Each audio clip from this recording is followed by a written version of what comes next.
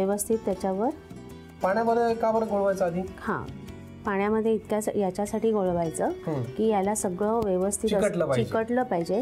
कारण आपण हा गोळा करणार म्हणजे हे बॉल्स आहेत ना, हे व्यवस्थित असे ना क्रंची लागले पाहिजे. बरोबर. हा आता आपला एक बॉल तयार झाला. Very good. तिरंगी बटाटा बॉल मधला हा पहिला बॉल तयार झालेला आहे.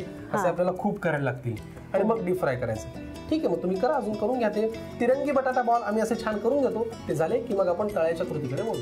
तिरंगी बटाटा बॉल आता अंतिम टप्प्यात आहे. आपल्याला फक्त डीप फ्राय करायचं. घ्या करून. आता आपण हळूहळू त्याला तेलामध्ये सोडूया. आपण हे टोमॅटो केचप किंवा आपण हिरवी चटणी जर केली असेल, कढीपत्ता पुदिना घालून त्याच्यासोबत खाऊ शकतो. बरोबर ना? ऍक्च्युली खरं तसं खायचीच गरज नाही. आपण चटणीच आतमध्ये टाकलेली आहे त्याच्या. आपण खोबऱ्याची चटणी आतमध्ये टाकलेली आहे.